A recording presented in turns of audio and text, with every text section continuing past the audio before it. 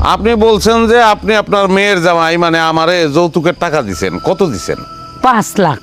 আচ্ছা, 5 লাখ টাকা আপনি আপনার মেয়ের জামাইরে দিছেন। 5 লাখ টাকা কই পাইছেন আপনি? কই পেছেন মানে? এই আমরা কি ফকিন্নি? আপনি ফকিন্নি নামে তন্নি সেটা জিগাই নাই, জিগাইছি টাকাটা কই পাইছেন সেটা বলবেন। কেন ভুলে গেছস? আমার জামাইয়ের পেনশনের টাকা তুলিয়া দিছি, তখন মিনার বাপ বাচ্চা ছিল। তো ভালো পেনশনের টাকা তুলিয়া দিছেন মানে কোত্থেকে তুলছেন? নিশ্চয়ই ব্যাংক থেকে তুলছেন। হ্যাঁ, স্যার, টাকা যেহেতু ব্যাংক থেকে তুলছে তাহলে তারিখ অনুযায়ী ব্যাংকে খোঁজ খবর নিলে তো এটার প্রমাণ পাওয়া যাবে যে ব্যাংক থেকে তুলছে কি তোলে নাই।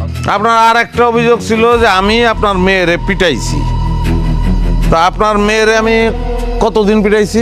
আমি কি গণ্য রাখছি? প্রত্যেকদিন পিটাইছস। প্রত্যেক দিনই পিটাইছি। আপনি নিজের চোখে কয়বার দেখছেন? কমপক্ষে 8-10 বার নিজের চোখে দেখছি। 8-10 বার দেখছেন।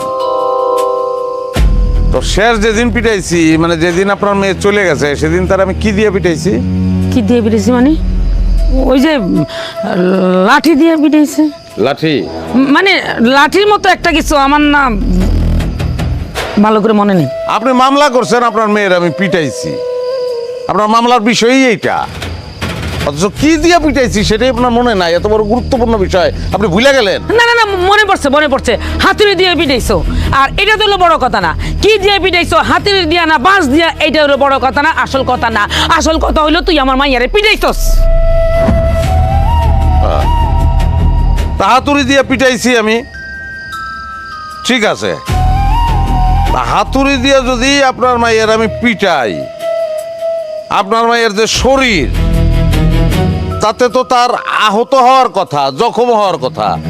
কোথায় কোথায় জখম হয়েছে? কি জানি, আমি দেখিনি, ভালো করে দেখিনি, মনে নেই। আপনি দেখেনই নাই, মামলা করছেন আপনি। আচ্ছা যাই হোক, হাতুড়ি দিয়ে পিটাইলে তার আহত হওয়ার কথা, হ্যাঁ। তারা হাসপাতালে নেওয়ার কথা। হাসপাতালে কি নিয়েছিলেন? না, হাসপাতালে নেন নাই? না। মামলা কোন সময় করছেন? ওই যে বাড়ি থেকে যাই পরের দিন থানায় যেয়ে মামলা করছি। স্যার, আমার স্ত্রীর আম্মারে আমার আর কিছু জিজ্ঞাসাবাদ করার নাই, আপনি তারে বসতে বলতে পারেন। আর আমি আমার স্ত্রীর সঙ্গে কিছু কথা বলতে চাই, মানে কিছু জিজ্ঞাসা করতে চাই, যদি তার একটু ডাক দেন। আচ্ছা ঠিক আছে, আপনি বসতে পারেন, বসেন। নুরুল আমিন, স্যার। মিনু ম্যাডামকে নিয়ে আসো। ঠিক আছে।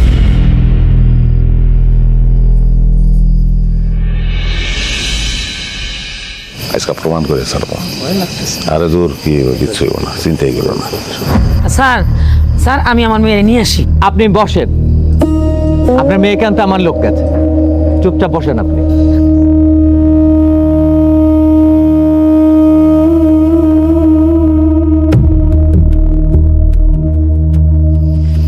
আসসালামু আলাইকুম।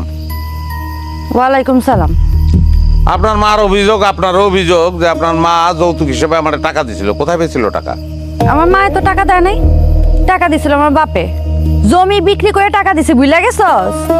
আরে ও কিচ্ছু জানে না। টাকা তো আমি ওর আব্বা মিল্লা পেনশনের টাকা দিছি।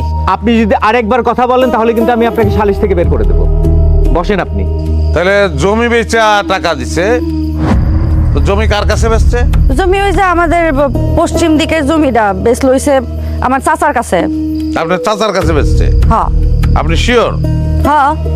স্যার, যদি তার চাচার কাছে বেচা থাকে জমি, তাইলে তো তহসিল অফিস বা ভূমি অফিসে যদি খোঁজ খবর নেওয়া যায় যে আসলেই জমি বেচা কিনা হয়েছে কিনা, সেটা তো জানা যাবে। স্যার, আপনার আম্মার অভিযোগ, আপনারও অভিযোগ যে আপনার আমি পিটাইতাম। হ্যাঁ, কি দিয়া পিটাইতাম? আমার রড দিয়া, এত বড় একটা রড দিয়ে আমার পিটাইতো।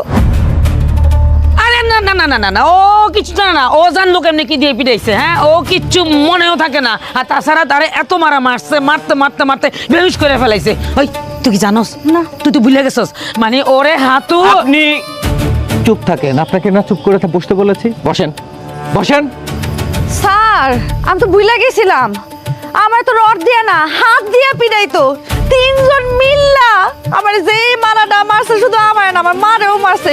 কিল ঘুষি লাথি কি বাদ রাখছে রে। হ্যাঁ, রাইতে বেলা বাইর থেকে বাইর করে দিছে আমারে। স্যার, কথাগুলা একটু কষ্ট করে মনে রাখেন, আপনারা সবাই মনে রাখেন। তো শেষ যেদিন আপনারা আমি মারছি হাত দিয়া। হ তা মারার পরে আপনারা যে বাইরে গেছেন ডাক্তারের কাছে গেছিলেন? হ গেছি না, ডাক্তার ওষুধ ছাড়া কি আমার ব্যথা কমতো নাকি? পরে ডাক্তারখানা থেকে পরের দিন মামলা করতে গেছি। স্যার আমি মনে হয় এখন আপনার বিচার করার জন্য যথেষ্ট রসদ আপনারা দিতে পারছি। বাকি কথা স্যার আপনি বলেন। বসেন।